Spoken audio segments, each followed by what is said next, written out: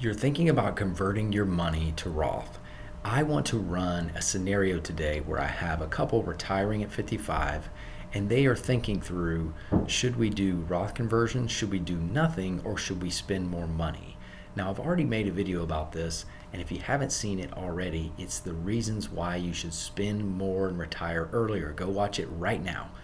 If you have already watched that, this one is going to talk through a concept that I've gotten some comments on in the past. I've done Roth conversion videos, and I don't typically talk about present value calculations. This video is going to be how to understand and talk through, or maybe work through, the calculations of what the present value of a Roth conversion actually is.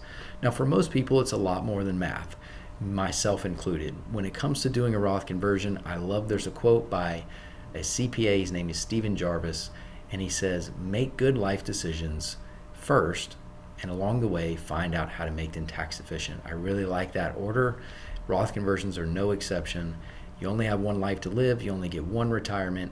I want to help you do that with confidence. My name's Forrest Dutton. I am the owner of Brightworks Financial Planning. I'm a certified financial planner. I do these videos not as personal financial advice or tax or investment advice, just for education. So let's jump in now to today's video. Okay, let's introduce you to this case. I'm going to be very clear about what this video is about and what it's not about. I've done other videos where I really try to come to a firm conclusion of maybe what would be a most reasonable thing to do in a fictitious case. This is not one of those videos. This is something where I want to highlight an aspect of Roth conversions and maybe one way that you may or may not have thought about them. So the nuts and bolts here are, we have $2 million in tax-deferred 401ks for Bob and Mary. We have a joint taxable account at $500,000. So all in, they're at $4.5 million. What do they want to actually spend? They want to spend $100,000. Now, it doesn't take a math genius for you to understand they're probably going to be okay. And when I click into their probability of success, you're going to see a number here that every retiree wants to see on the right, which is 100.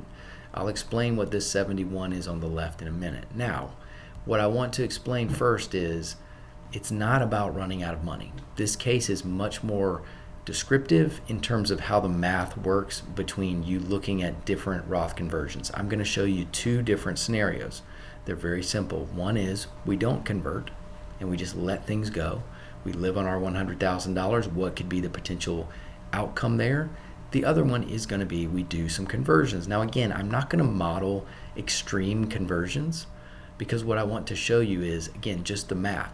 So the principles I'm going to show you will apply whether you convert in any income bracket or capital gains bracket or whatever you decide to do. So in this case, what I've decided to do here is I'm going to click into the tax so you can see this. And all I've decided to do is, since Bob and Mary have a taxable account, I'm going to simply show you how they fill up the 0% capital gains bracket. So in this case, it's basically them taking the first 5 years or so of their retirement and just making sure that they can still do tax gain harvesting. So for many of you watching this going, wow, this is really, really conservative, you would be right.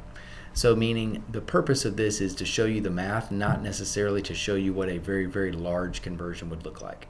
So the goal here is they're going to convert in the first 5 years. They're just still going to be able to be underneath the 0% capital gains bracket. So what you can see here is, as I hover over this will show you the taxable income for those years. So in green, the green circle shows that conversion income from 55 all the way to 60, and then you'll start to see that they closely mirror each other after that because we're not modeling conversions past that point. Now, beyond that, what I want to show you is how that actually plays out versus if they did nothing. So the easiest way for me to show you where these numbers came from is I'm going to go into the cash flow section of this plan. Now, simply put, the cash flow section allows us to have any plan, and it will show me what will happen year by year in retirement given our assumptions. Remember, I already told you the baseline assumptions. In this case, we have to have a set rate of return. In this case, we are choosing a moderate or a better way to say it would be a balanced portfolio. And the rate of return that this program is going to use, again, not guaranteed, could be different for everyone, but we have to choose something. So I'm going to assume a 5.8% return is what is actually being run in this scenario. And really, I'm going to focus on the tax payments. So what this is showing you is current plan means we do nothing. We are not converting. Things look really good in our mid 50s to mid 60s. And then what happens is when we get to 75, things start becoming a little bit problematic in terms of our tax payments. So we went from $11,000 to a six-figure tax bill, which again would be the argument some would say where we need to do Roth conversions. So what I also did was I took that filling up the 0% tax capital gains tax bracket, and I mirrored that as well from a tax perspective. Notice tax bills are still not very high, but they tend to be lower later. Now again, lower is relative, right? They're still going to be high because we're not being aggressive on those.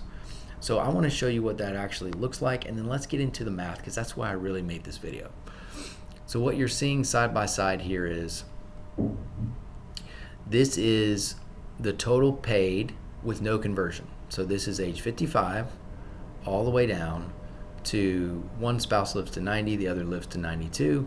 So this is the total lifetime tax. Now again, don't anchor too much to the total number for this video. It's not going to matter as much. What matters is the difference between the strategies, because no matter what you chose, whether it's filling up the 0% bracket, filling the 24, the 32, however aggressive you want to be, you want to figure out what the difference is. So this is filling up the 0% bracket for those first 5 to 6 years. Okay, this is what this is showing. In this case, it's going to be 55 to age 61. I added one extra year in here. So if you add this up, what you're going to see is we save some money on lifetime taxes. So we have 3.4 roughly from doing nothing, 3.1. Now, the question is, and this is really the heart of this video, is what does that actually mean? So the delta between those numbers is $321,000. Great, that sounds awesome. But over the course of 38 years, right, if you live long enough in retirement, what does that number actually mean today? So in today's dollars, another way to say that would be, what's the present value of that? Because that $321,000 represents the money as it is today, but it's realized over time. So meaning we need to actually bring that back or discount that back to the present. So another way to do that would be we just do a present value calculation. So roughly, as a present value calculation, that represents $104,000. Now again, you may still be going, okay, what do these numbers actually mean? How do I know if $104,000 makes sense? Well, it's super easy. All you really would need to do is net out the differences in taxes that you paid during your actual conversion period. So what I've done here in column E is I have $45,000, and all that is the sum of the taxes we paid. So another way to say this would be we have an outlay at the beginning. We have to pay more taxes. We're accepting that. That's part of doing Roth conversions. So the total number that we paid over those years is $45,000. We just simply compare that to the present value calculation. So if I said I will give you $104,000 today, if you give me $45,000, I would say sounds like a good deal, right? So basically what you're doing is you're comparing those two numbers. If this is larger, then that means that present value, right, that you're paying over the course of that period is going to outweigh what the present value is here. So you're looking at the differences in the present values. And technically what you could do is you could take this sum, if you really wanted to be technical, and this will be 3, 4, 5, 6, 7, this would be 7 years, we could actually discount this even further to the present, and we could get a number that would, I'll do this on the fly for you, so 37 is more accurate. So basically this is a win, right? This is not only is it a higher number future value, but it's a higher present value. Now the one thing that I want you to understand is what matters is you have to put a rate in here. right? So some people use inflation, some people use what they think their portfolio will do. Now, what's right or wrong, it's hard to say. It depends on how aggressive you are investing. It depends on how conservative you want to be in your present value analysis, because the higher your rate is, the lower your present value is going to be. So in this case, if I were to literally just put that 5.8 that I said we're running at, we just literally broke even, right? 37.76, 37.28. We barely broke even on a present value analysis, right? So that makes sense based off what we just put in. Makes perfect sense. So another thing for you to think about too is, what is the internal rate of return of this decision? So if present value is a way for you to take future dollars and put them in today's value, internal rate of return is a way for you to take a series of cash flows and determine when you actually get a return back on your money. Some people would call this a break-even point, etc. Now, what I would say here is, in this case, that's going to occur basically at age 78 in this scenario. So all we're doing is we're taking the outlay that comes out front and the savings that we have on taxes later by doing those conversions earlier, which are going to be most aggressive in age 75 and later. And we're looking and seeing, hey, if we live all the way, there's an 8% internal rate of return on those cash flows. Now, may or may not be important, but I at least want you to understand it. Now, here's another thing that I want you to understand. I ran the same calculations, but instead of this couple living on $100,000, remember I said it doesn't take a math genius. In my opinion, a lot of people, and this may be you, that are watching videos on Roth conversions, you don't necessarily have a tax problem, you have a spending problem. So meaning this couple could be living on almost double per month at age 56, and that's where this 71% probability comes into play. And you may be freaking out seeing that number, but I'm telling you, you shouldn't. Here's why. Basically, life comes with decisions that must be made. One of those decisions are we flexible at all in retirement on how much we spend? If the answer is yes, then this is not necessarily a bad score. It just means you may have to adjust how much you spend in retirement at different points, depending on what's happening. So what this is saying is we still have a 71% probability of success, but we were able to really utilize that money, because remember, if you live on 100,000 and you're converting, the money you're converting, you're not living on, right? You're saving it for later. And I would argue that you want to consider living on that money when you're in the healthiest, most robust years of your life. You can do the most with those dollars. So what I've done is rerun that at the $16,000 a month.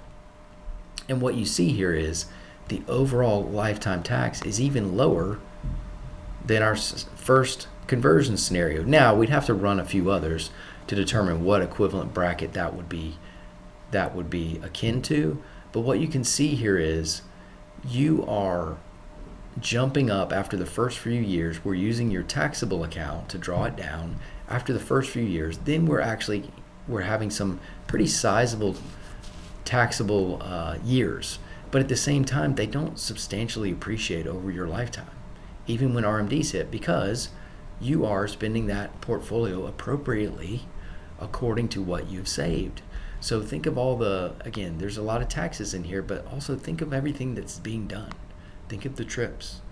Think of the money being spent on loved ones. Think of the giving. Think of all the things you could be doing during these life years. And again, this still isn't a plan that's not viable. It's perfectly viable.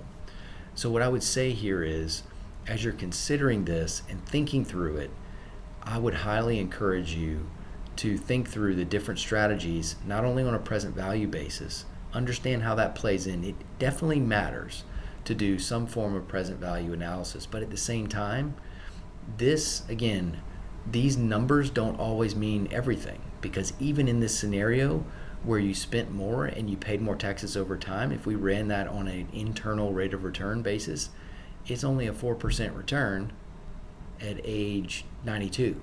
I only ran that to show you that it doesn't always matter in terms of just the numbers, right? You have to think about this holistically.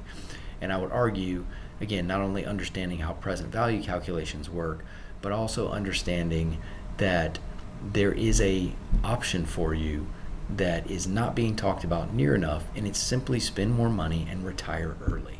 So if that's something that you want to explore, that's what I do at Brightworks Financial Planning. I help people retire with confidence. I hope you enjoyed this video, and please comment below. I'd love to know what you think about this. Is this something you've thought about before? Do you understand how present value plays into Roth conversion calculations? Would you like to see more of that? Show me a scenario that you'd like to see. I'd love to know what you're thinking. So comment below, like and subscribe, and I will see you on the next video.